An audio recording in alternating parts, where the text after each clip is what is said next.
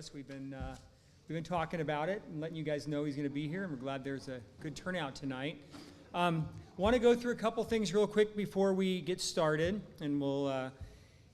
For those of you, I know some of you maybe got the information via maybe a text from someone and some of the original information, and the timings may be a little bit different. So we do have a few copies for those of you who maybe aren't members of this church or you didn't get the handouts the last few weeks. This sheet that we have here, if you want one, we will have some. You can put your hands up and we can get you one, or there's some out back that actually have the real schedule. We've changed things up a little bit as far as timing goes, because we start Sabbath school here. We start our morning at 10 o'clock and 9 at 9:30, and so we don't want people here too early. You're welcome to come early, but you might be a little lonely at first. So if you want the schedule, it's here. So for those of you who didn't have one and you want one, or you can double check the one you have with it. There's some out back, and we'll have them for you. So, but just to review with you real quick before I introduce Dr. Mark, and that is tonight's meeting. We're here from 7 to 8:30, approximately, give or take. Depends on, I guess, how many questions people have at the end.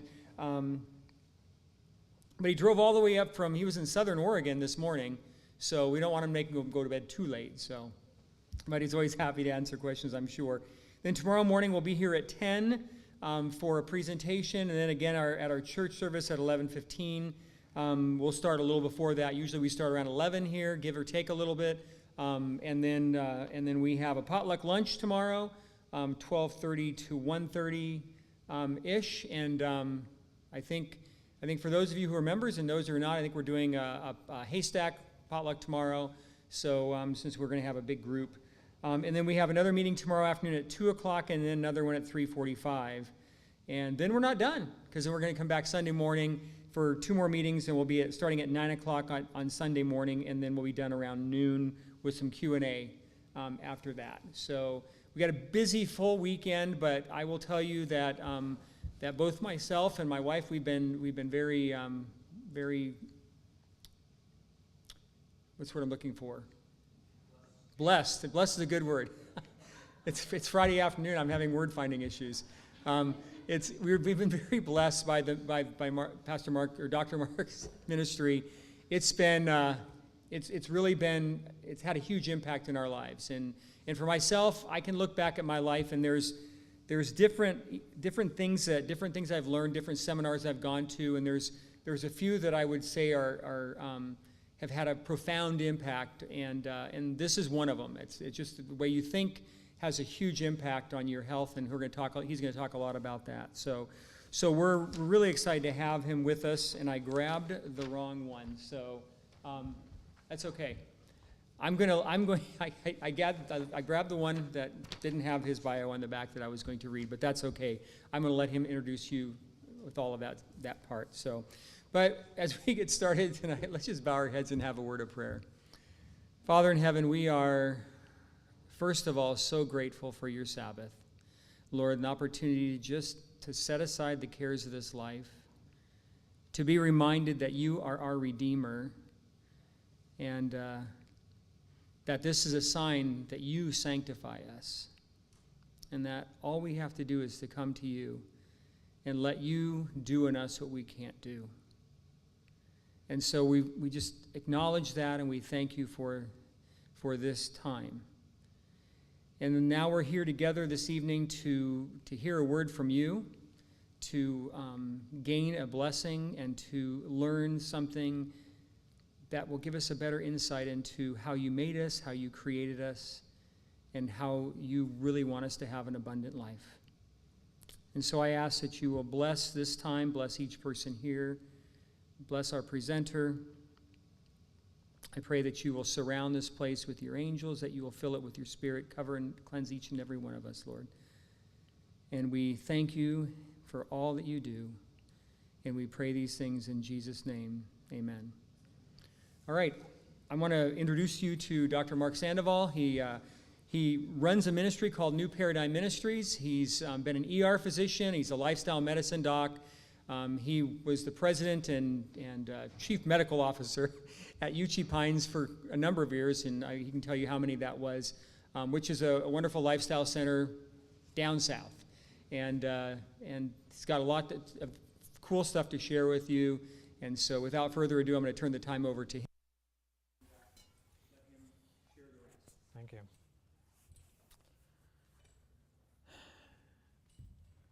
Well, good evening. It's a pleasure to be here. And I am, I guess, a little bit back home. I was born in Portland, Oregon, back at the old Portland Adventist Hospital, my Mount Tabor. And I would come back and visit. My grandfather lived on 56th, and I had an aunt that lived on 54th, I think.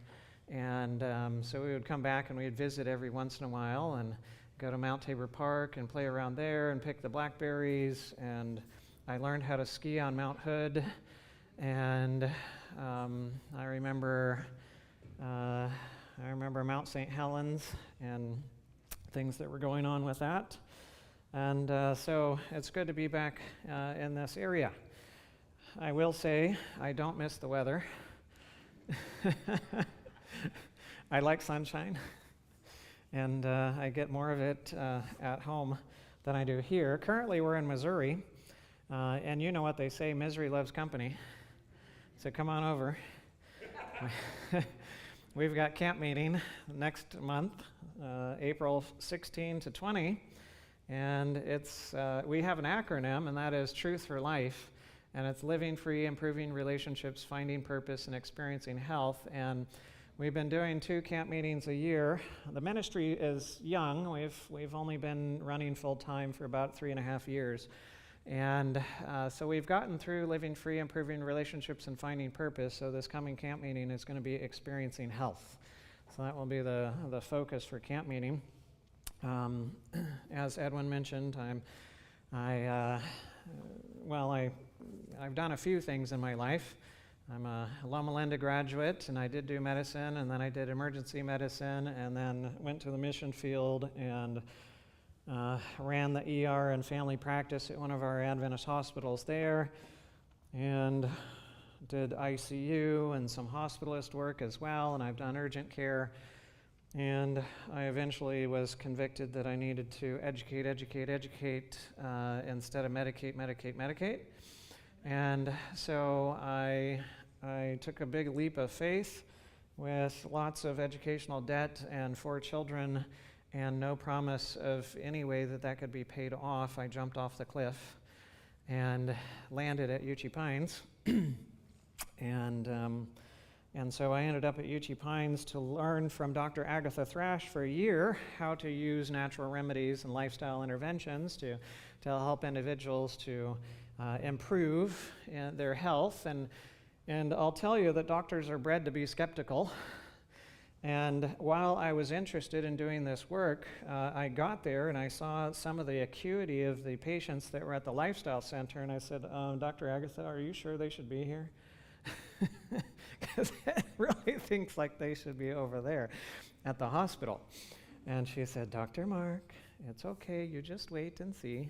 And so my little skeptic mind was, it's like, okay, I'll wait. But this ER doc is wanting to trigger the button, we got admission criteria here. And anyway, so I watched and waited, and I saw that the lifestyle changes and the natural remedies, they actually made a difference, not as fast as when you give medication, but they really did start making a difference, and people started turning corners and so on. That didn't mean that we didn't ever send anybody to the hospital. In fact, I sent a number of individuals to the hospital because they were just at a place where they needed that level of care, right? And I told people while I was at Uchee Pines, if I get into a car accident, don't take me to Uchee. Right? If I'm in a car accident, don't take me to Uchee. Uchee does not do car accidents, right? Uchee does non-communicable diseases, and so on.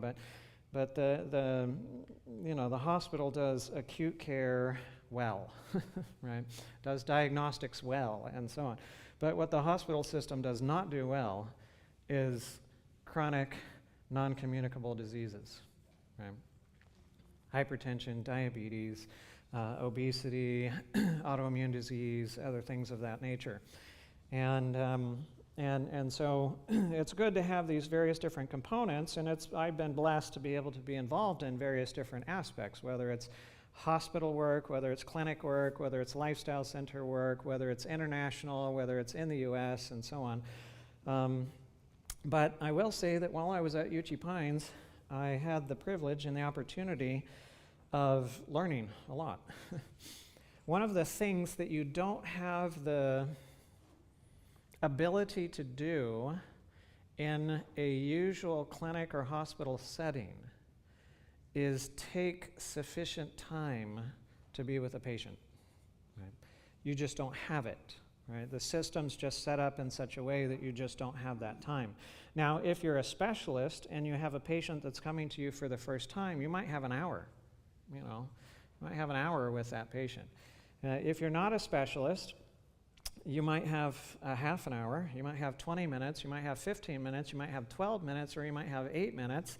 It kind of varies around there per patient and how many you have to see. And urgent care, I might see 50 to 70 people in a day, coming through urgent care. And how deeply can you get involved in an individual's life when you have to see 70 people in a day?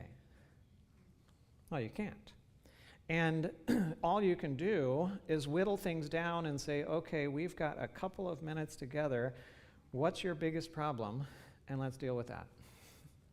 And then, of course, how do you deal with it? Well, the fastest way and the easiest way of dealing with the problem is to write a prescription, whether that's for a medication or whether that's for like physical therapy, or that's a prescription for something else. But the physician doesn't have the time to be the one to administer the treatments unless they're the surgeon, right? And then that fits into the schedule. And the worst thing that you can do in clinic, if you are concerned about the time and how many people are waiting in the waiting room, the worst thing that you can do is ask somebody, how are you really doing? Right? Because you ask somebody, how are you doing? And they'll tell you, I'm fine, right? Because how are you is not really a question. How are you is a greeting. And we know that in our culture, how are you is a greeting. And so what's the appropriate response to the greeting? I'm fine, I'm good, and whatever. Nobody wants to know that you're not fine and that you're not good. They're just greeting you. But if you say, how are you, and they respond, well, I'm fine, and then you ask them the second time, how are you really? Sometimes simply the second question is all an individual needs, and they just break down. They just break down because somebody's actually interested in them, right? And genuinely wants to know, how are you doing? But if you're a doctor and you have a patient and they start crying in front of you, you know you are in trouble.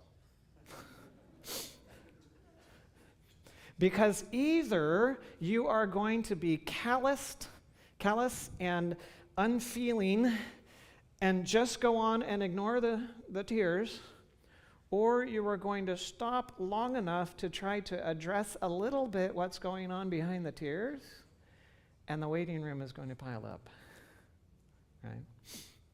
So one of the blessings that I had at Uchee Pines was the blessing of time.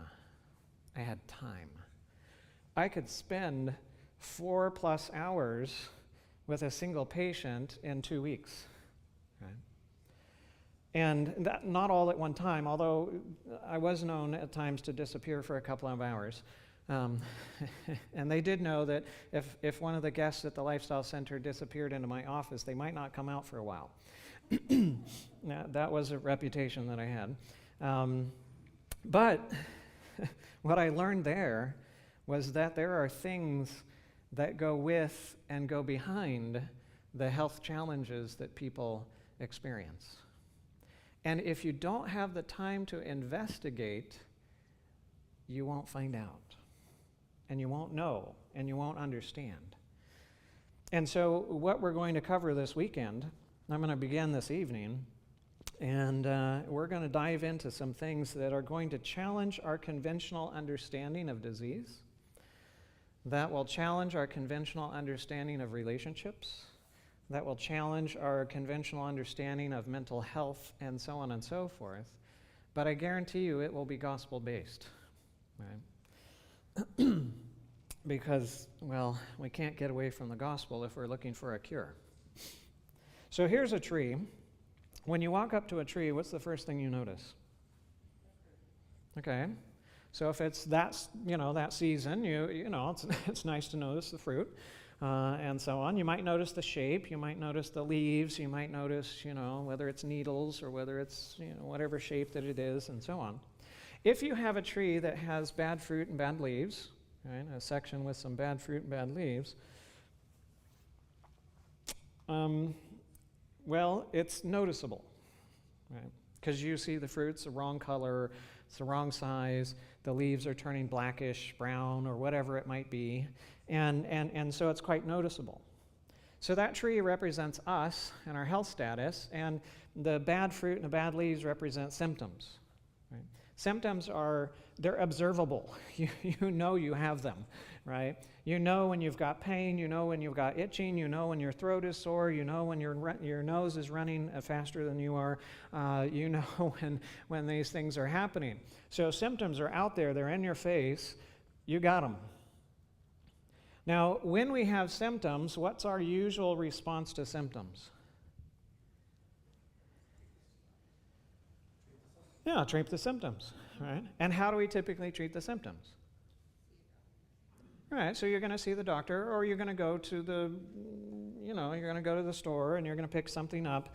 And our typical paradigm is what we call allopathy or allopathic medicine, which is the opposite of homeopathy or homeopathic medicine. Both of them had their birth, a few hundred years ago in regards to the idea, but with allopathic, the concept or the idea is that if you have a certain symptom, you give something that produces the opposite, right? So in essence, trying to stop what's going on. With homeopathy, it says, okay, well, if you got a fever, I'm going to give you something that causes fever. And if you've got vomiting, then I'm going to give you something that causes vomiting. And if you have whatever, I'm going to give you something that causes that thing, so you treat it with the same thing that causes the same thing you've got. So allopathic is what that's the system that we're accustomed to. And so we're used to taking things that are opposite of what we have. And so if you've got a runny nose, well, then you're going to take a decongestant, right, to try to keep that from being the case. And if you have nausea and vomiting, well, you're not going to take an emetic, something that causes you to vomit. You're going to cause something to try to take away the nausea, right, and so on. And you're going to do the opposite.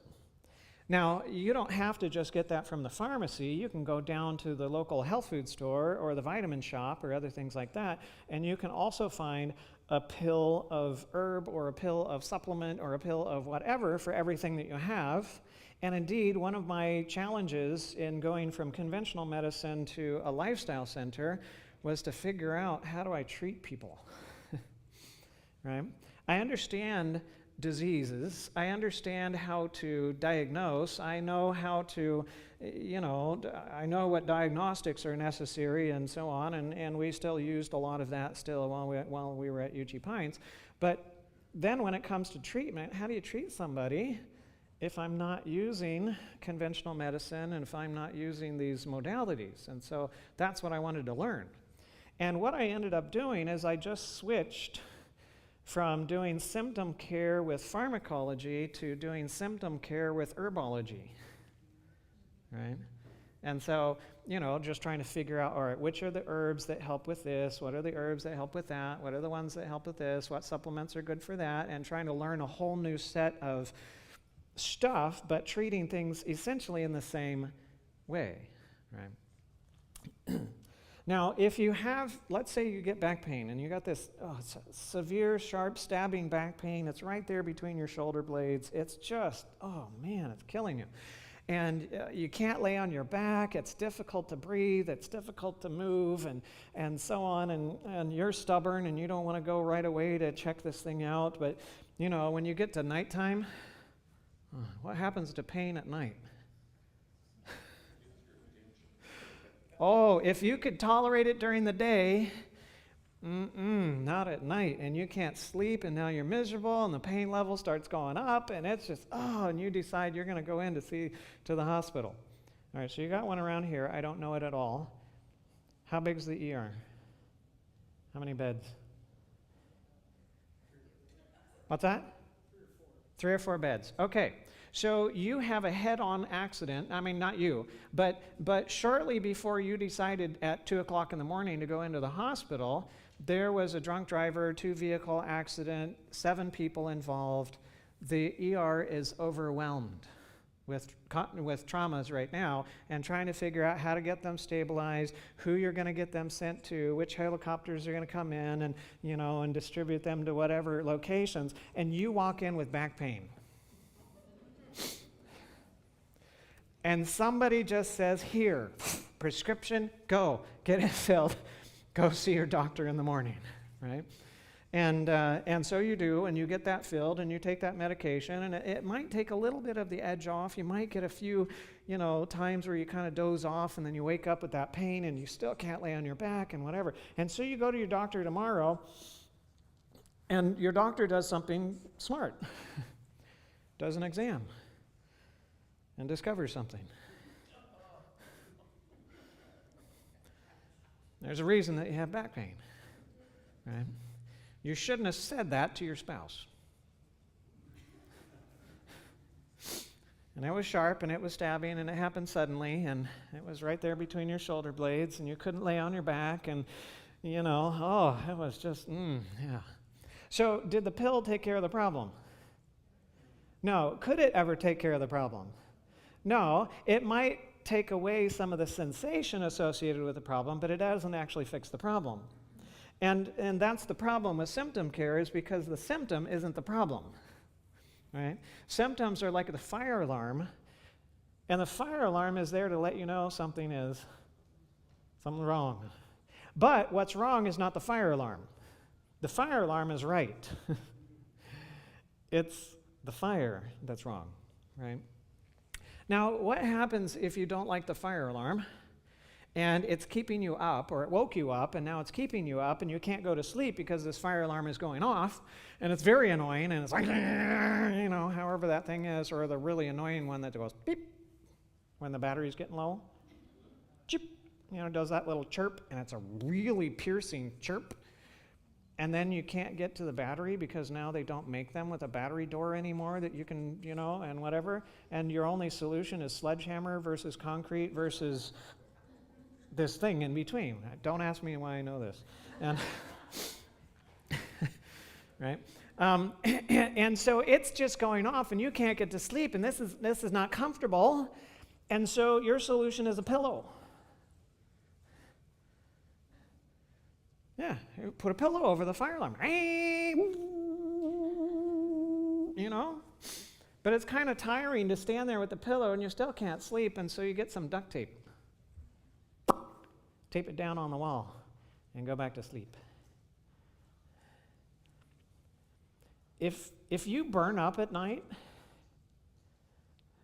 whose fault is that? Well, it's your own. Because you had a warning system to tell you something was wrong, and guess what? You treated the warning system rather than treating what was wrong. And that can be problematic, right?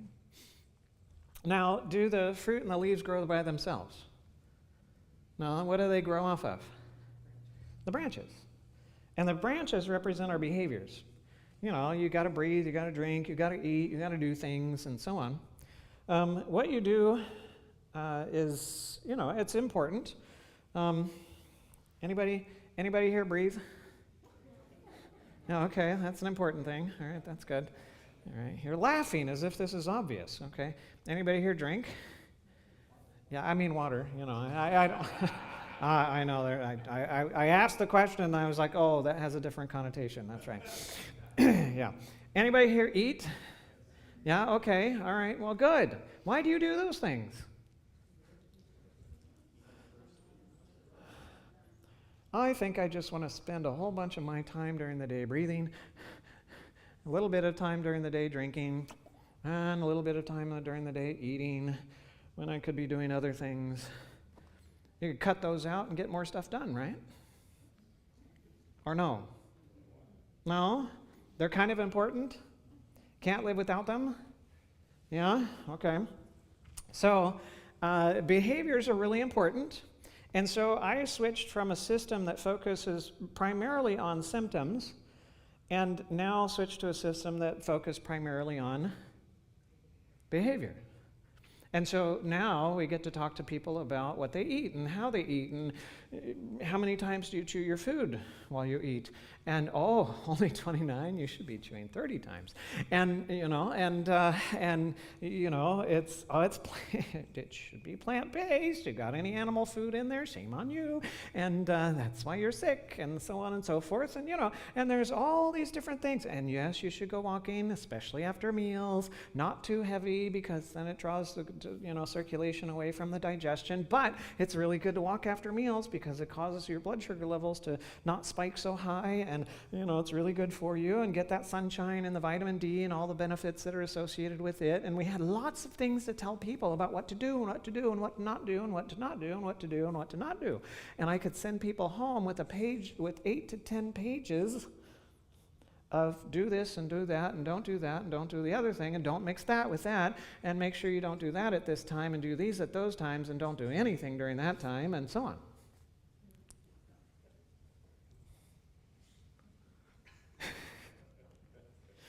Yes, And does it work? There's benefits associated with it, significant benefits associated with it. But there's a problem with it too.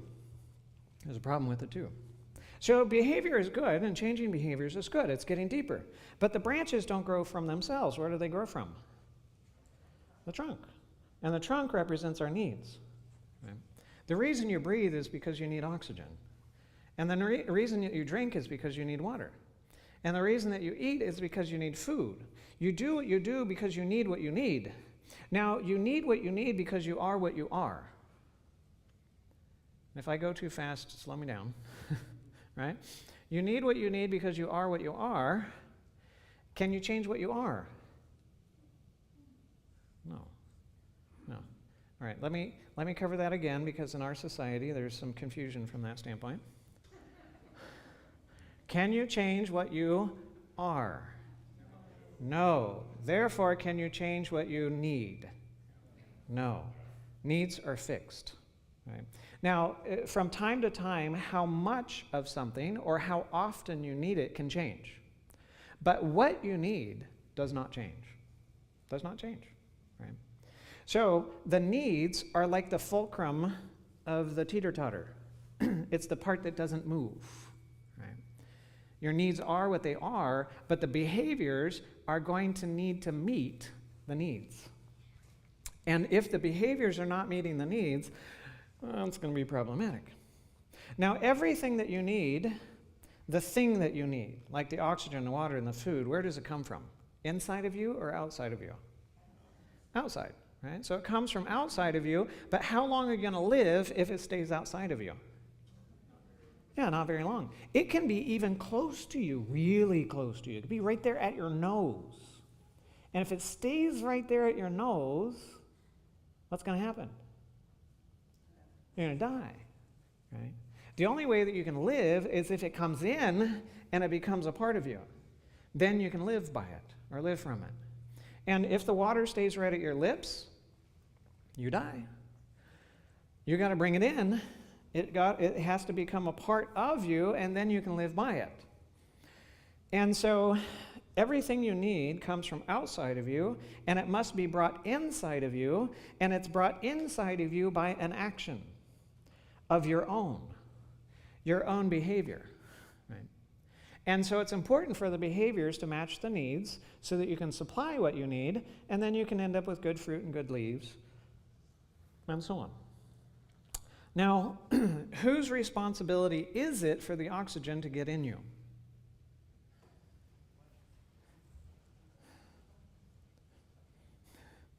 If you start suffocating, can I stand here and go, okay,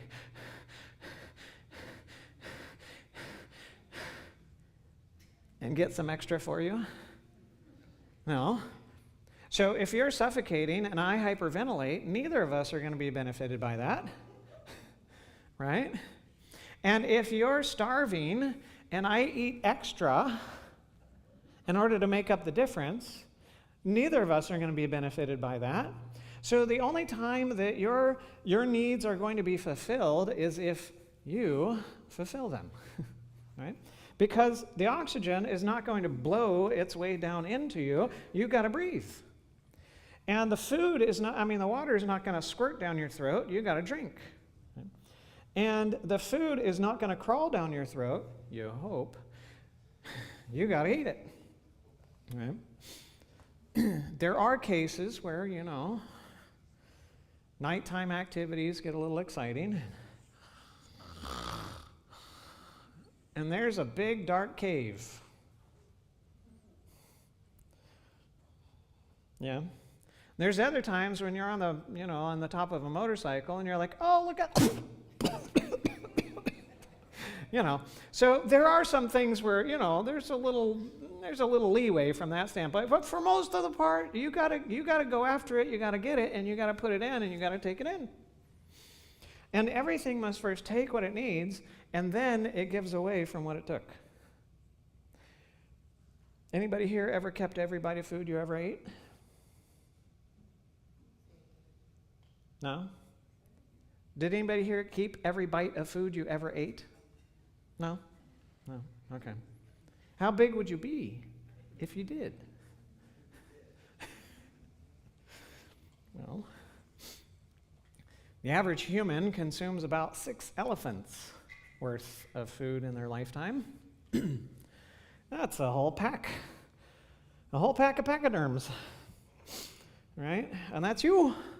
Not a single one of us would be fitting through this door except for the little ones, because they wouldn't have eaten that much already, but they'd be squeezing through, getting in here. What if you also kept every swallow of liquid that you ever swallowed? What if you kept every breath of air that you ever breathed? How big would you be? Yeah, absolutely humongous. It would be just amazing. Yes, well, good thing we don't. We keep a little, and we pass a lot along. And even the little that we keep, we will eventually give, right? How many cells do you have now that you had when you were little? Yeah, no, they recycle, neurons, they last a long time, they do. There's other cells, like epithelial cells, especially in the, lining of the gut or other places like that. Well, man, you got a day, few days, you got new ones, So even that you're taking and giving. Now, everything you need because you are what you are. But does the trunk grow from itself? No, the trunk grows from the roots, right? And the roots represent our beliefs. You don't necessarily know what somebody believes, so you have to dig. You got to ask questions. You have to observe. You have to spend time with them. And then you get to understand what an individual believes. If you want to know what's going on in the roots, you got to dig, right? You got to get there.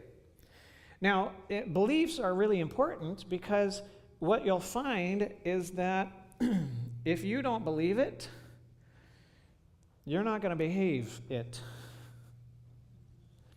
And if you believe it, you will behave it. So, in other words, you will do what you believe, right? You will do what you believe. So your beliefs drive your behaviors. So if you believe that you need Mountain Dew, what will you do? You will do the do, right? So yeah, you're going to drink it. But do you need Mountain Dew?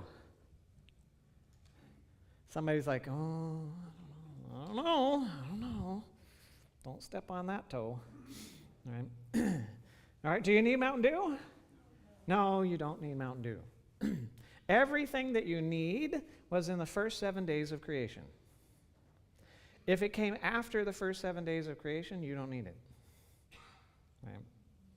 As far as health is concerned, God put everything into place in that time frame. And Mountain Dew was not in the first 7 days. Neither was Coca-Cola or Dr. Pepper or root beer or anything else of that nature. Right? Orange juice was, but it was in the orange. Apple juice was, but it was in the apple. And oh boy, I'm sure it tasted wonderful. Wonderful, right? And God created man for water, right? But if you don't believe according to what you need, then you won't behave according to what you believe. And now your behaviors will not supply what you need, and now you have bad fruit and bad leaves. So if you have a tree that has bad fruit and bad leaves, what are you going to fix?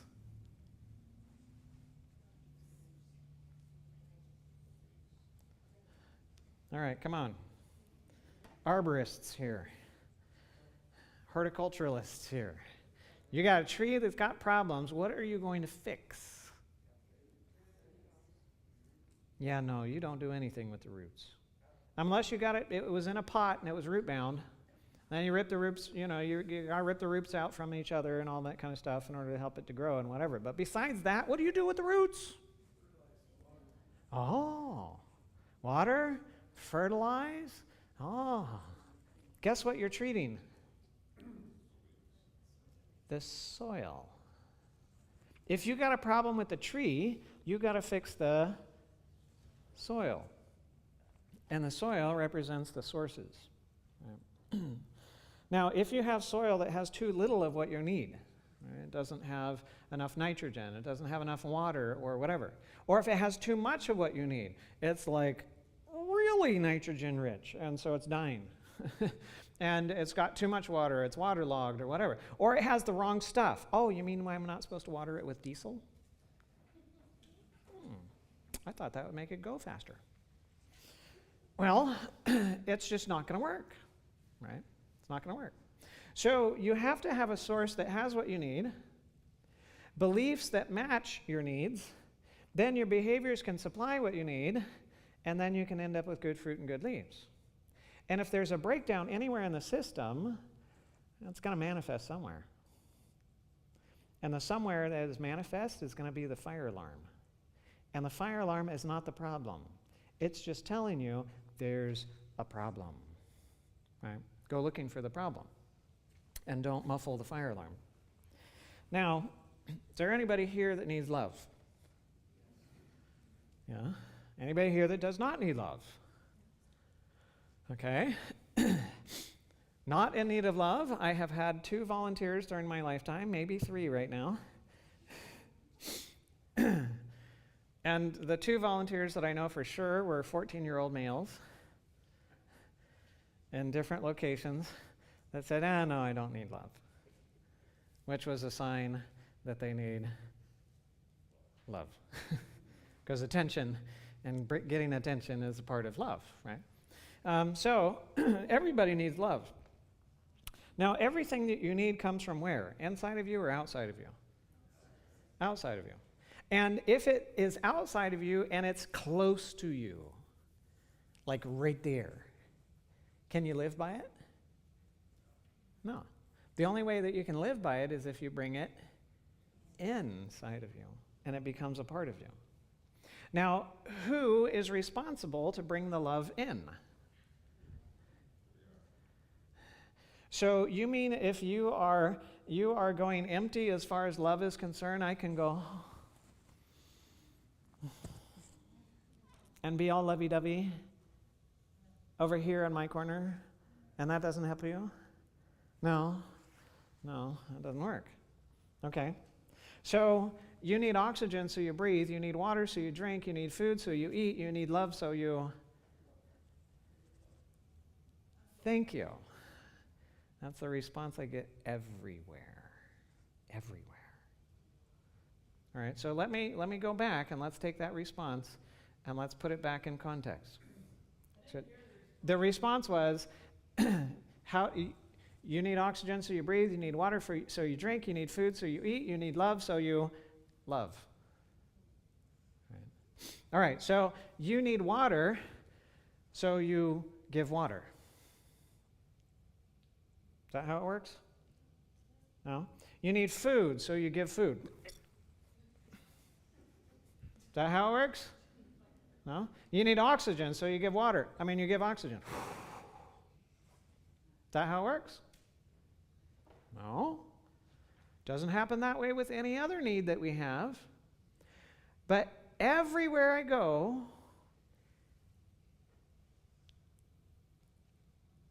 it's universal.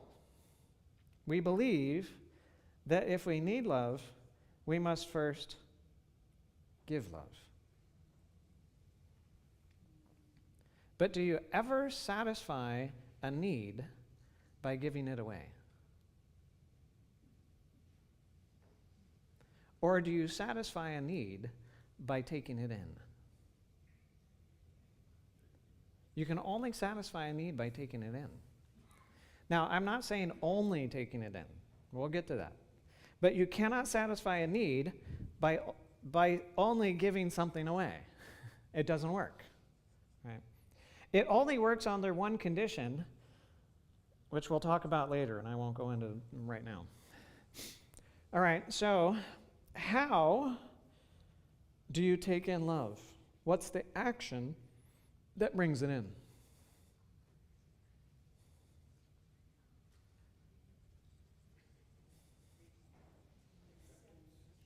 Okay, reaching out, acceptance, accepting it. Yeah, okay. Reading the Bible. Okay. I'm not disagreeing with you. Right? I'm just stimulating discussion. Right? All right, so let's say that you were having a bad day, really bad day. Your boss was yelling at you and then finally fired you. And while you were coming home, you ran over a board that had fallen out of somebody else's truck in front of you. And it happened to mess up your alignment, break something underneath, popped your tire, car's down. A friend has to bring you home, but the car's in the shop, but now you're fired, and so you're not sure exactly how you're going to pay for all of that. And your spouse called while you were at work and said that the dog died, and and it just goes on from there. No, here's all right. Anyways, yeah, it wasn't your spouse. It was your mother back home that had called about somebody that had died. Sorry, wrong story. And anyway, so things are it's not going well. And you come home, and you stop at the mail, and you pick up the mail, and it actually happens to have a letter that is handwritten, and it's written from the right person, and it's to you. And so you go inside in your dejected state, and you read it, and it says, "Dear," and it has your name. It says, I've been thinking about you and praying for you, and they have some scripture encouragement that's there, and I'm looking forward to when we can spend together again, and have a hard time keeping you off of my mind, and so on and so forth. And there's some other mushy-gushy stuff in between, love, and they write their name at the bottom. Well, how do you feel after reading the letter? Yeah, you feel much better. You feel loved, right? So how much love was in the paper?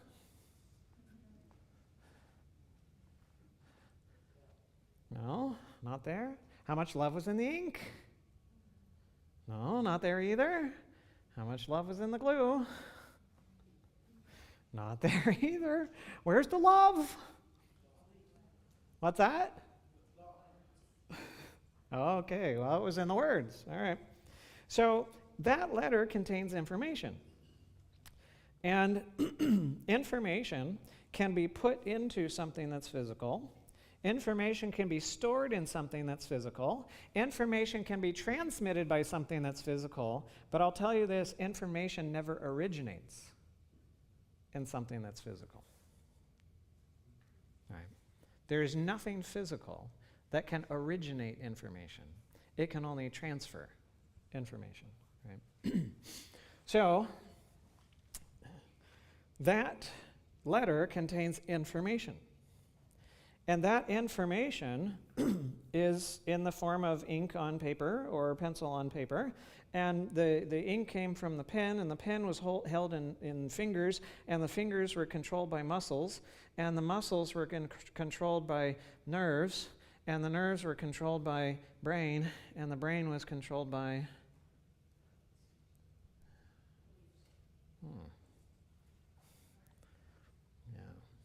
Yeah. I had a lot to cover this weekend.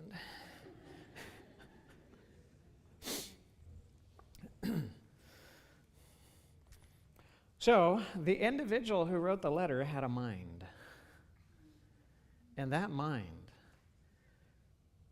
generated information. And you took the information, you interpreted the information, and you understood the information to mean love. That they love you. And you had to believe the information. And in believing it, in interpreting it, understanding it to mean love, and then believing it, now it becomes yours. Right?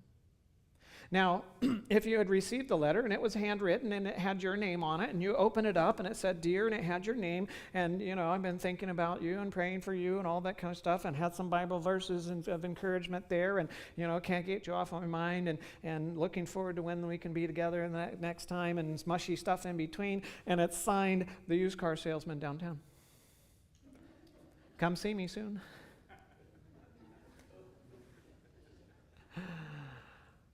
Do you believe it? No. Do you feel loved? No. You must believe it, because it's in the believing that it becomes yours. So you need oxygen so you breathe, you need water so you drink, you need food so you eat, you need love so you think. It's a process of thinking. It's taking information, it's interpreting information, it is believing the information, now it's accepting and incorporating the information. And that information you understand to mean love. And now it becomes yours. Right? Now, what if you believe that people are the source of the love that you need?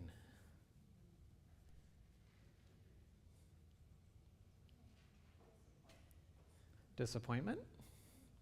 Yes. We have to apologize for that statement. I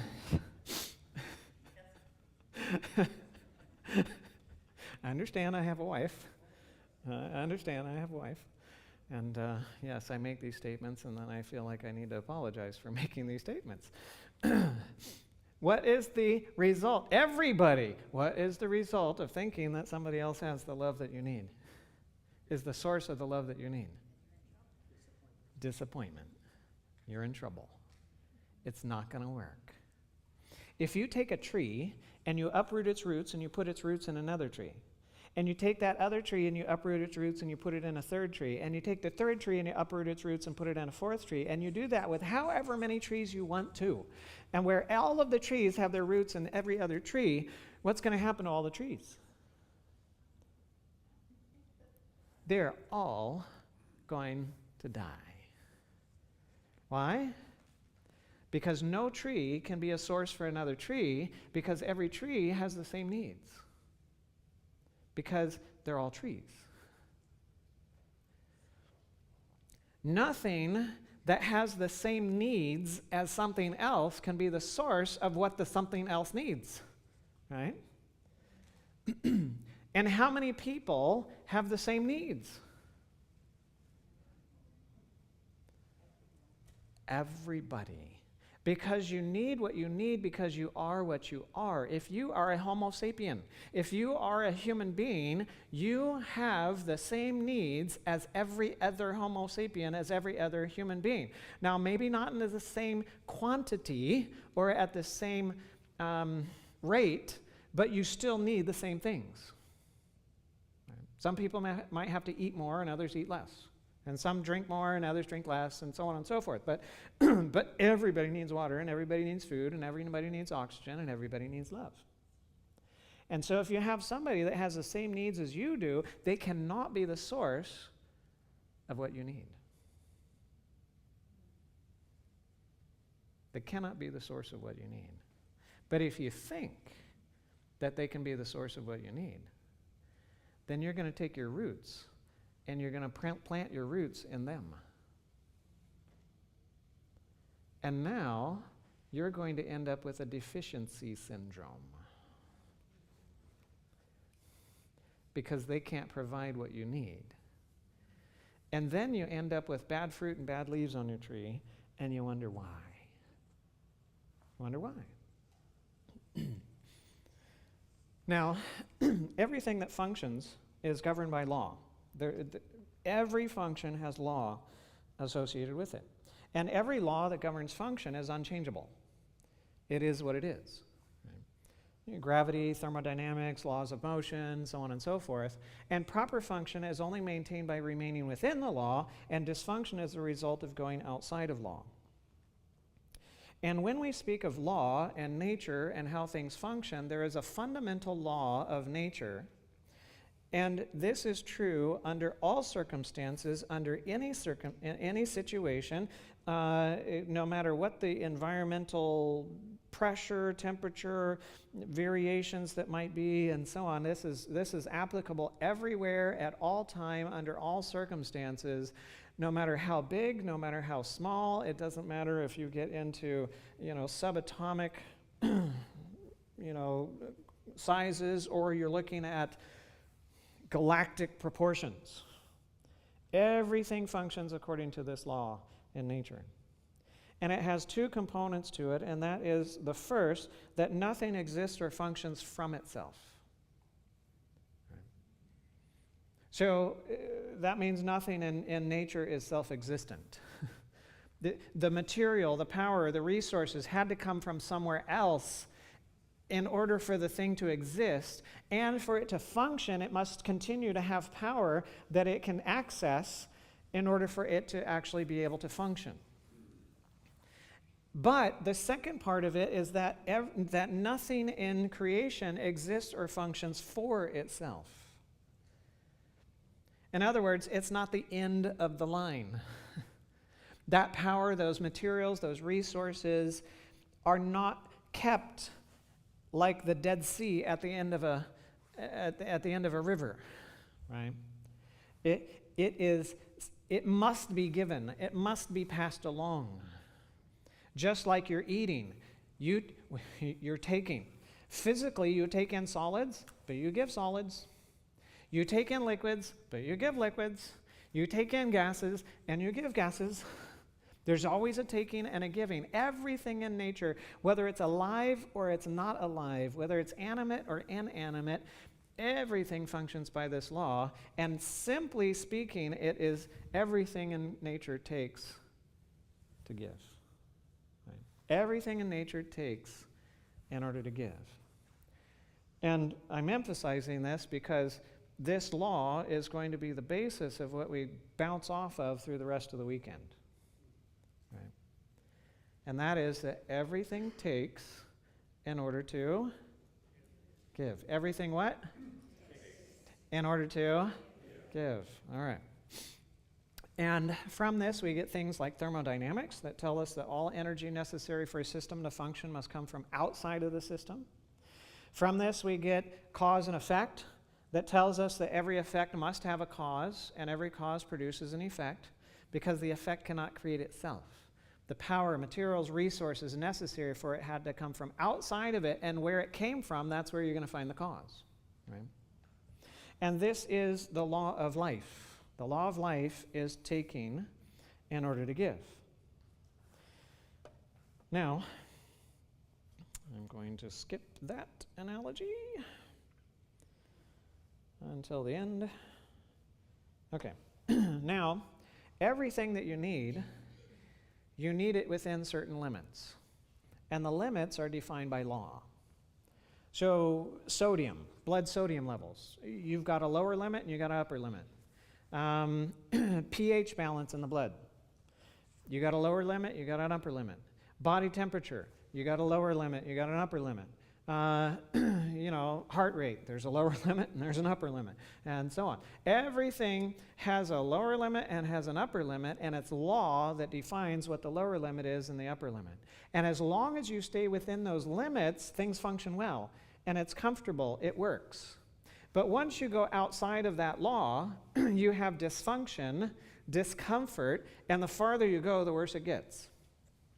Once you hit the edge of the law and you start getting outside of the law, now it starts feeling uncomfortable. We call that symptoms. It's like the rumble strips on the side of the road. But if you keep going, then you hit disease next. And not only does it feel bad, but it is bad. And if you don't get the warning signs of the rumble strips with symptoms and the disease, the eventual step is death. You go from function to dysfunction to no function. And the reason that there's symptoms and disease in between is to keep you from going from function to no function. Right? Imagine what it would be like if you could go outside of the law and there were no symptoms. There was nothing to tell you whether you were on the road or off the road. But if you got far enough off the road, you would just not have any function and you would die. And so you're going along and doing your thing and all that kind of stuff, and all of a sudden, boom, you're gone. You're like, oh, what? You're out. Oh, that's so unfair. I didn't know. Well, guess what? We know. We know, because we get the symptoms. Praise God, we get the symptoms. They're there by His design to let us know we're getting off the road so that we can do something about it. Right? So health is proper function, which is the effect of staying within the law. And disease is dysfunction, which is the effect of going outside of the law. And symptoms and disease are like the fire alarm and the rumble strips. They're good. They're there to let you know something's wrong. And yes, I just said that disease is good. It has a good function. It's not good that you've got it, but it has a good function. It lets you know something's wrong. Right? Lets you know something's wrong. Now, there's a law of cause and effect that says that every effect must have a cause, and every cause produces an effect. And if the effect is present, then, and the effect is a process, then the cause is also present. Because if you remove the cause, the effect must go away, because the effect doesn't produce itself, doesn't create itself, doesn't exist on its own. And if you take away the thing that's producing or creating it, well, then it goes away. And that means that no effect can produce itself, because it's dependent upon that power materials outside of itself to function. So you will never find an effect without a cause. What do you call an effect without a cause? Or when you see the presence of an effect that comes and you don't think that there's a cause with it? What was that? Luck, yes, luck. Delusion. Did you say delusion? Delusion, okay, yes, luck. It's a delusion, yes, absolutely. We call it luck. We call it chance. Right? Chance is the idea that you can have an effect without a cause. Luck is the same idea. Right? You ever asked your doctor why you have your condition? And your doctor says, well, I guess just dumb luck. I've heard that. Right? Dumb luck. Well, what does that mean? Well, that means that the doctor believes that you can have an effect without a cause. Right? Now, if you can have an effect without a cause, then can you have a solution? No. You cannot have a solution if you don't have a cause. And if you have a cause, but you only address the effect, can you fix the problem? No. No. You have to address the cause. You have to address the cause. So there's no such thing as chance. There is nothing that is truly random. Random is simply our inability to predict the outcome or the next step or whatever it is. You have random generating machines and other things like that, and randomization in clinical trials and other things of that nature. And so it produces certain kinds of results. But can God not predict what number's coming out of that machine next? Oh, yeah, sure. Yeah. It's just our inability to predict. That's the problem. Now, the Bible says the curse causeless shall not come. There will never be an effect without a cause. And we also read that in the laws of God in nature, effect follows cause with unerring certainty. Now, when you think of unerring, what do you think of?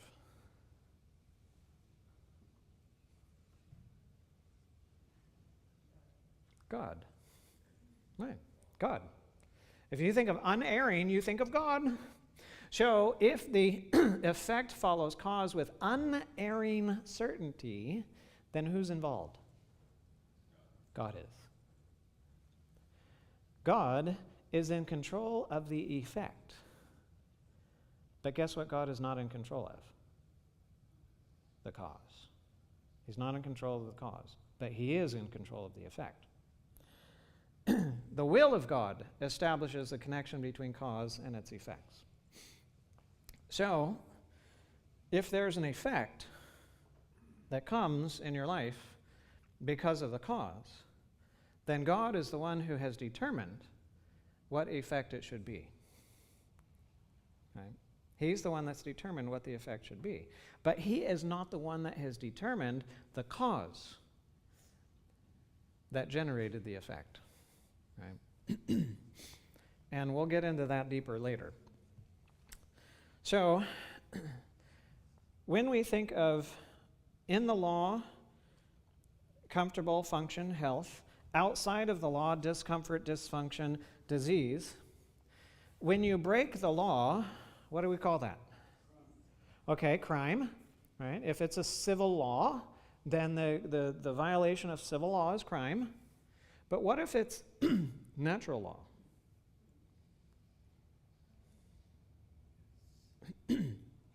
Right? So there might be a posted sign on a bridge that says, "Do not enter." There might be some structural issues or other things like that, and it says, "Do not enter," and that's a man-made sign put on there in order to protect individuals, and it may have a penalty associated with it that if you cross the point of this sign, you might be arrested, or you might be fined, or you might whatever, and if you go ahead and you cross that, well, that could be considered a crime, and you are a criminal, right? You're a criminal, and you can have some civil penalties associated with that. But if you go to the bridge, regardless of the sign, and it gives way, and it's 300 feet down, and you start your descent,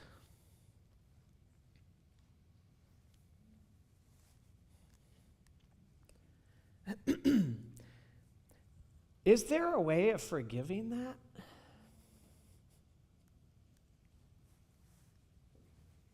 I mean, you can slap somebody on the hand, you can say you're a bad boy and you shouldn't have gone there and I'm going to give you a warning now and so on when it comes to a civil law and a civil violation and so on and so forth. But when you violate natural law, can you just do something like that?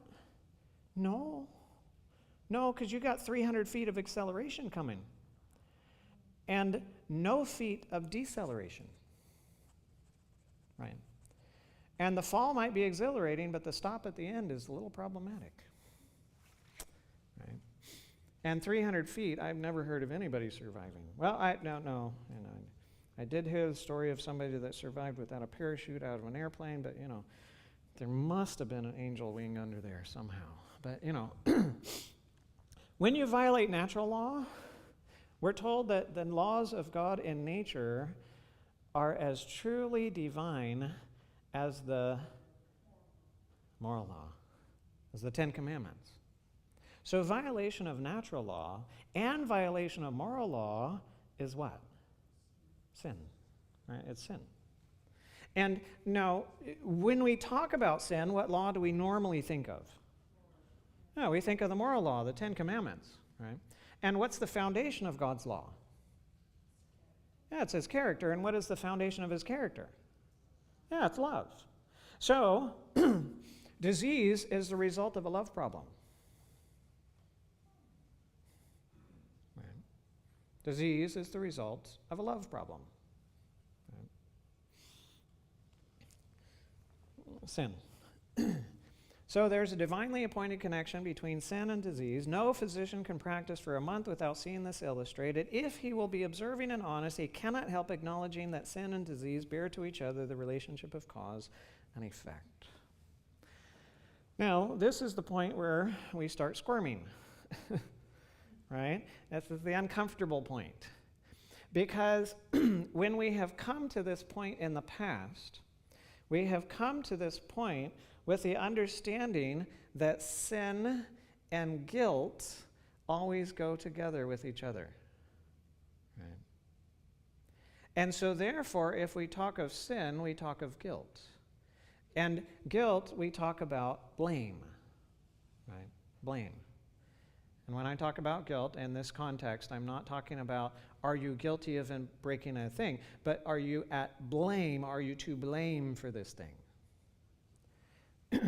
Now, let me ask you this.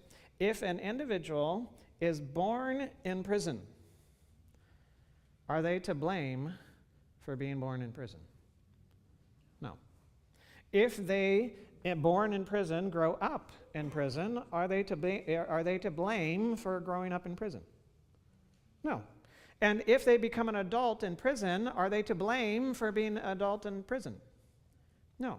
And if they grow up in prison and they behave as a prisoner and they're limited to prison choices and prisoner choices, are they to blame for that? No. But is it a problem to be a prisoner? Yes. And should that problem be fixed somehow? Yes.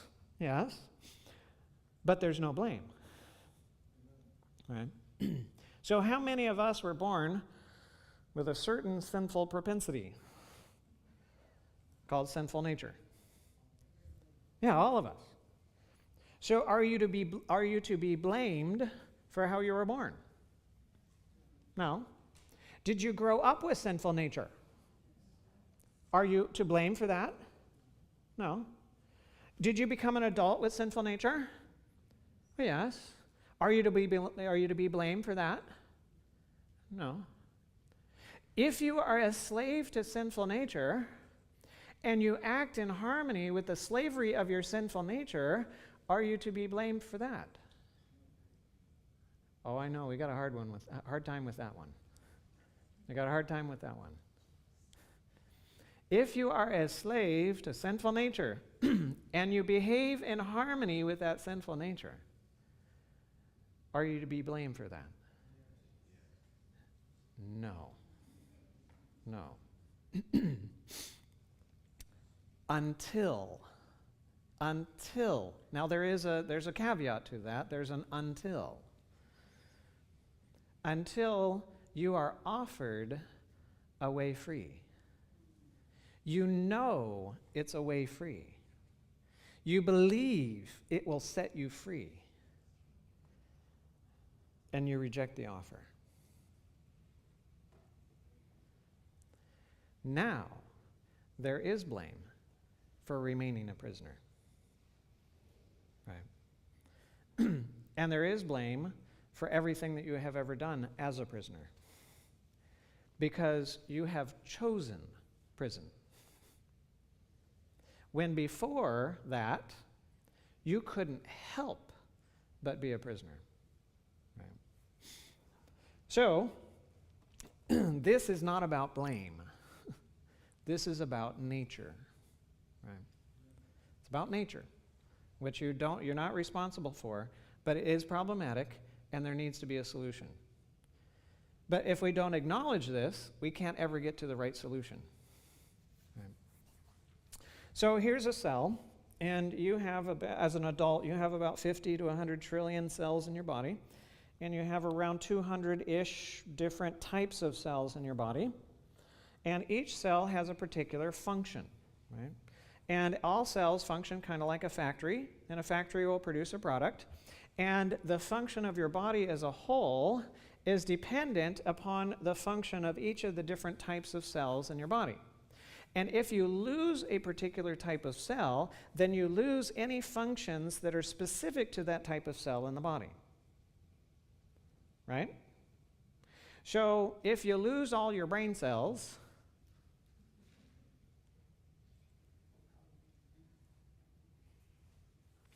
well, yeah, it's going to be a little problematic. If you lose all of your kidney cells, well, any function that's specific to that, you're going to lose. If you lose all of your beta islet cells in your pancreas, type 1 diabetes, then you lose the capacity to produce insulin because they're the only ones that can produce insulin. And if they're gone, you're going to die if you don't take insulin in another way. Right? So that's how we're kind of made to function. And anytime that you have a cause that comes in place, it will immediately begin to produce an effect, but it can take time for the effect to get big enough in order for you to notice it. Okay. So some disease processes can be in place for years to decades. The cause is in place before you have symptoms associated with it to know that there's actually something wrong, right? But other times, it can be actually a pretty short interval between. Hours, days, and so on, between the cause being in place and the effect being big enough to manifest to show that there's a problem. Right? But it must be true that the cause is always in place before the effect is present. Right? The cause must be in place before the first evidence of the effect. So when I'm dealing with individuals and they have health conditions and whatever, one of my major questions I want to know is, when did you have the first symptom of this thing? Right? When was your first symptom? Why? Because I want to get a starting point. Right? Because your cause had to be before that time. The cause cannot start after that time. But as long as the disease process continues, the cause has to continue to be there. Because if you take the cause away, then the disease process is going to go away. Now, it may take time. It'll be a process in going away as well, often, like with cancer, right? But it will begin going away at that moment, right, when you remove the cause. And so, if you're looking in your own life for what the cause might be, then it must be something that was there in your life before you had the first symptom, and it must be something that's still in your life now while the condition progresses. Okay. So that's what you're looking for. Now, every cell functions according to the law, and the law says that everything must what? Take to give, right? And the cells, everything biological, needs two things. it needs fuel or resources, and it needs power or the spark to get the fuel going. Right? So you've got something that gets the thing going, and you've got something that keeps it going. Right? And it's the cell's own responsibility to take that in, but then the cell uses it in order to give something, and it produces all sorts of different products. And the fuel, the resources for the cell, the fuel is the oxygen, water, nutrients, it's the chemicals. Right? So chemicals are the fuel for the cells, and every chemical that you need must come into the body through a particular system. Oxygen is going to come in through your respiratory system. Your nutrients are going to come in through your digestive system, right? And water as well. And your benefits of sunlight are going to come in through your integumentary system, your skin, and so on, right? And so that needs to be transmitted to every different part of the body, and the blood is the transport mechanism to get it from the lungs, to get it from the digestive tract, to get it from the skin, and get it to every part of the body, right? And we're told that the life of the flesh is in the blood. And that is because you must have the fuel in order for the cells to function. And the blood is what carries the fuel and gets it to all of the different parts of the body. And if you have problems with the circulation, you are going to have problems with function. And that happens on many, many different levels. Of course, one of the things that we think of is like heart attacks. If you don't have enough circulation going to those blood vessels that are supplying the heart muscle, well, that's problematic. But you can have the same thing going to the kidneys and have a kidney attack, and you can have the same thing going to the brain and have a brain attack. We call that a stroke. You can have the same thing going to the digestive system, and then you can have intestinal ischemia and other things like that that's going on. And oftentimes when you have degenerative disc disease in the back, guess what? It's a blood flow issue. Because you've got little tiny arteries that come off of the aorta on one side and the other and go back and supply one side of the vertebra and the other side of the vertebra and then the next level and then the next level and so on and so forth as you go down, and you have the blood supply. And if you do an MRA or you do vascular imaging to see how the little arteries are that are supplying the discs from each side, you find that the discs that are having problems are associated with blood vessels that are restricted. And so it's actually a blood flow issue. It's not oftentimes, yes, many times there's the injury associated with some kind of loading, lifting something heavy and then, but the issue was going on far before that. And the reason that you have a deficiency or a defect that's there or a weakness and so on is because there was already a blood flow issue that was there previously. You just didn't know it. And it was weakening the disc, and the disc was becoming desiccated and all this kind of stuff. And now under pressure, boom, you have a disc issue. So circulation is really important.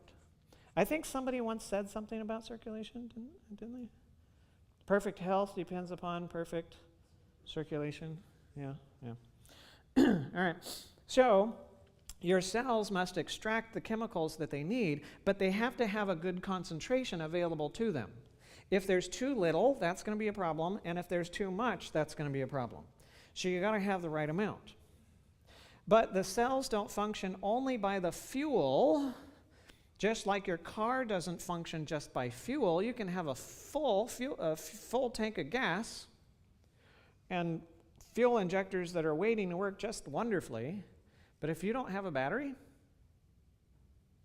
or spark plug, as we say in the South, you ain't going nowhere, right? You're stuck.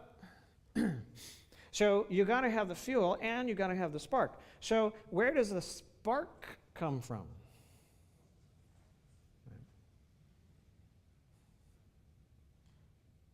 Okay, so yeah, it's electrical.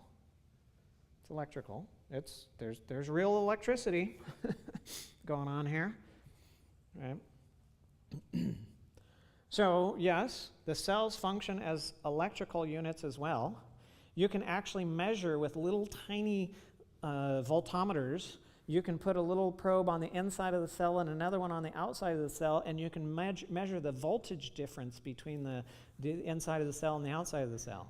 And you can measure the resistance to movement of charged particles inside and outside of the membrane, and you can measure that in microohms.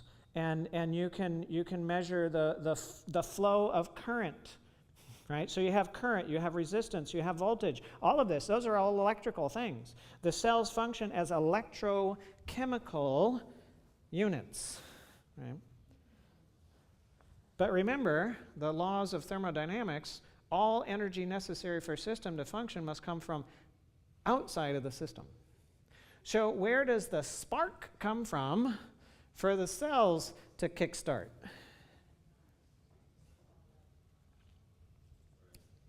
The brain. All right. The brain. It's the master controller, right?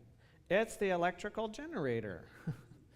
Yes, you have electrical impulses that come from the heart, but the brain is going to upregulate or downregulate those. You do have a basic rhythm, that's there. If you have a heart transplant and those nerves have been severed and so on, the heart can beat at a particular rate. And yes, you can increase that by kicking the adrenal glands, the brain kicking the adrenal glands and kicking out some epinephrine, norepinephrine, and then that circulates, get to the cells of the heart, and then the heart speeds up its beating, even though you don't have direct nerve supply to it. But the major controller of everything that happens in the body, right there. And it does its control through electrical impulses that then release chemicals at the end, excuse me, and then the cells take in those chemicals and then modify how they operate. But all power necessary for a system to function must come from where? Outside that system. So where does the brain get the spark?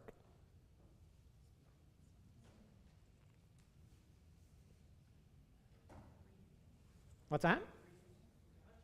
Breathing? God? Ultimately, yes, it's God, right? Because he's the only source of any power. All power comes from him. But it comes to us through spiritual information. Because you and I are not just physical, we are spiritual. And for every element that you must bring in order for you to function, there must be something that brings it in. And the thing that brings in spiritual information is your spirit. Right? It's your spirit. Now, we're told in Genesis 2 and verse 7, for the Lord God formed man of the dust of the ground, breathed into his nostrils the breath of life, and man became a living soul, or a living being. Right? And so dust, which is very simple, became a very complex body. Breath, which is very simple, became a very complex spirit. And the combination of the two is the soul, which is you and me. Right? We are souls. We don't have a soul, we are a soul. Right? But the soul is made up of two components, not one. It's made up of body and it's made up of spirit. Right? Just like a computer is made up of two components, it's made up of software and hardware. If you only have software, does anything function? Oh, thank you. Thanks. If you only have software, does anything function? No. If you only have hardware, does anything function? No. You have to have the software and the hardware in order for anything to function. And it's the same way here. You have to have the body and you have to have the spirit in order for anything to function. They don't function alone. But when you bring the body and the spirit together, does the body stop being the body? And does the spirit stop being the spirit? No. And do they each have their individual components of function? Well, yeah. But there's no function unless they're together. Thank you. So, God formed man in his own image. In the image of God, he made him male and female, he created them. So we're created in God's image. And that spiritual information is brought in by the Spirit. It's made available to the cortex of the brain. When it gets to the cortex, it generates electrical activity. That electrical activity is transmitted via the nerves to the various different parts of the body, which then helps to regulate the functions that happen throughout the body. How many organ systems in the body are controlled through the nervous system? All of them. How many organs in the body are controlled through the nervous system? All of them. How many tissues? All of them, right? It's all controlled through the nervous system. But the nervous system is only the pathway. There's also a spirit, right? And it's the mind that can think, and the mind is the brain and the spirit. Without the spirit, you don't have a mind. You only have a brain. And guess what the brain cannot do on its own? Think. On its own, the brain cannot think, right? Because thinking is not a capacity of something that is physical.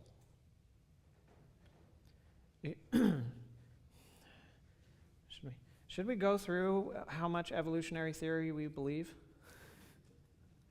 We do. We have swallowed evolutionary theory hook, line, and sinker, except when it comes to origins. Because evolutionary theory says that nothing blew up and then something came from nothing when it blew up. And unlike other explosions, it came together instead of flew apart. And when it came together, matter becomes the cause. And now matter can organize itself by random processes. And through random organization, you can now have improved structure. And once you get in enough organization, then the result is life. You know, you can have a cell, and now the cell can be alive. So matter becomes the cause for life. And once it becomes more and more complex through these complex random things, it can self-regulate, it can self-organize, and now you can create thought. So thought becomes an effect of matter. And when matter becomes even more regulated, when it becomes even more complex, then you can have morality, and you can have forethought and judgment, and so on and so forth. And so everything spiritual is the effect of something physical, according to evolutionary theory. Right? But is that true? Or is that false? Yeah, it's false. In the beginning, God. In the beginning, God. And we're told that in the beginning was the Word, and the Word was with God, and the Word was God. And it says that by him all things were made that were made, and without him was nothing made that was made. And that he dwelt among us, right? He became flesh and dwelt among us, and we have beheld him, his glory. And the one that was beheld, John says, "Behold the Lamb which taketh away the sin of the world." He himself said, "The words that I speak to you, they are spirit and they are life." So the one who spoke creation into existence said, "The words that I speak to you are spirit and they're life." And he's the one that said, God is spirit, is spirit. So from spirit comes everything that's physical, right? So the spiritual always comes first. The physical is the effect. And you and I were created in God's image. In the image of God, he created them, male and female, he created them. So in you and I, what is first? Is it the body that's first? Or is it the spirit that's first? It's the spirit that's first. Is it the body that controls the spirit, or is it the spirit that controls the body? Yeah, it's the spirit that controls the body, or the mind that controls the body, right? Through the nervous system. And what kind of spiritual information were we created to live on so that we function well?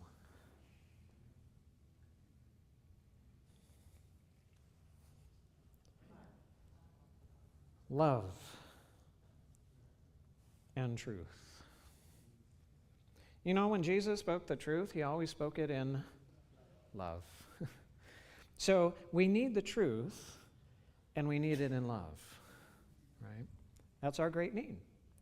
You see, the Spirit has a food that it must eat in order to live. It must have something that gives it power to function, and the power to function is information, spiritual information. And the type of spiritual information that the mind or the Spirit was created to function from is truth, not error. You see, truth is information that puts things in the right order so that they function. Error puts things in the wrong order so that they dysfunction. You were not created for error, you were created for truth. You're created for truth. So when truth is the spiritual information that you take in, that the Spirit takes in, that it believes, because there must be a believing, right? Then that is what's made available to the cortex, which generates the electrical activity, which is then transmitted via the nervous system to the different parts of the body, and then can control and regulate their function properly through that pathway. But what happens if it's lies or error that the Spirit takes in as if it was the truth? Well, that's what it's going to make available to the cortex, and that's going to be transmitted through the nerves to the different parts of the body. And is it going to result in proper function or dysfunction? Yeah, dysfunction. You ever heard this statement that 9/10 of all diseases have their foundation where? In the mind, right? In the mind. 9/10 of all diseases have their foundation in the mind. And it's not because the mind is believing truth. It's because the mind is believing error. And when you believe error, then the mind cannot control the functions of the body the way that it's supposed to. And dysfunction results. And you see it in very real biochemical pathways. You see it in very real organs and tissues and cells and organ systems, and you see it in very real pathophysiology. That you can go and you can look at and you can measure and you can, image, and you see it. But what you see is not the origin. It's only the bad fruit and the bad leaves on the tree. Where you got to go looking is in the soil. And the tree analogy gets inverted a little bit because the soil, you got to look up and see what's going on up here to find out why things are going on here, right? Now, it's not the only cause of dysfunction, and I would love to spend another hour, which I will later, going over the different causes of dysfunction, right? Which will include a number of other different factors, which we'll look at tomorrow, because this is not the only thing, but it's the major thing. It's the major thing. But if we don't understand how we function, if we don't understand the spiritual aspect of our creation, and I'm not just talking spirituality, I'm talking the fact that we have a spirit and we have body. And the combination of the two is us. It's the individual, right? And that the mind is not the brain, although you cannot have a mind without the brain. The brain is the hardware, the mind is the computer, but you got to have the software too, and the software is the spirit. Right? And you got to have those components together, and the very beginning of function is not in the body. The very beginning of function is in the spirit. And so, if you're going to look for the cause, you've got to look where science will never find anything. because it doesn't have the tools to evaluate the spiritual. And it has a worldview that will not acknowledge the spiritual as a cause. It will only acknowledge the spiritual as an effect. And if you think that matter is the cause and the spiritual things are the effect, and there's a physical problem, then by all means you are going to treat it with physical solutions. Right? If your worldview is that matter is the cause and spiritual things are the effect, and you have a physical problem, then the natural conclusion is that you are going to look for a physical solution, a physical intervention. And I'm not saying that the physical interventions are necessarily wrong in and of themselves. There are very good and very beneficial interventions that we can participate in, praise God. But if we simply go to the physical things and we participate in them, but we don't acknowledge or understand the spiritual issues that are the actual foundation, and we don't go looking for them and we don't address them,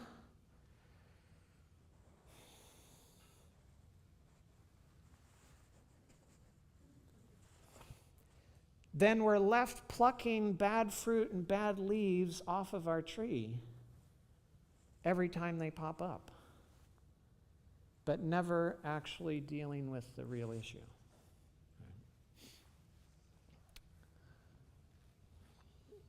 So if you would like to figure out what that is and what that looks like, that's the journey we're going on this weekend, right?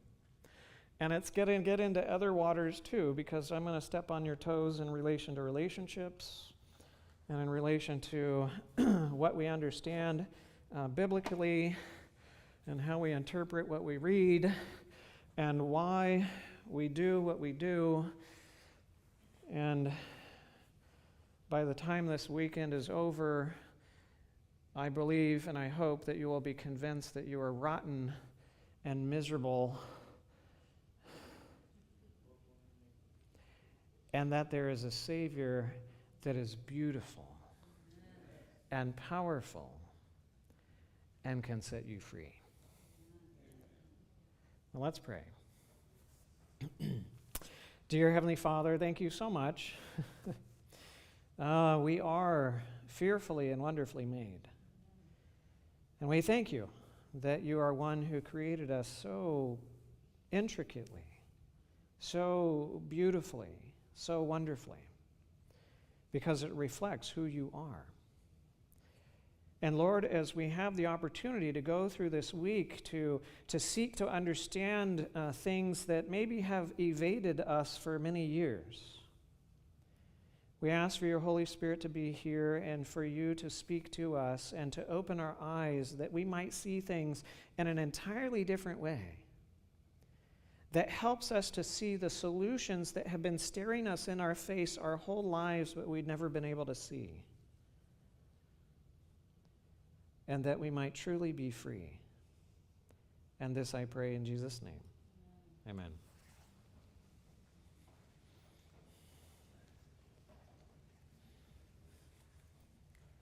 All right, I don't think that works, but come back tomorrow morning. We'll have more. How many of you are blessed tonight?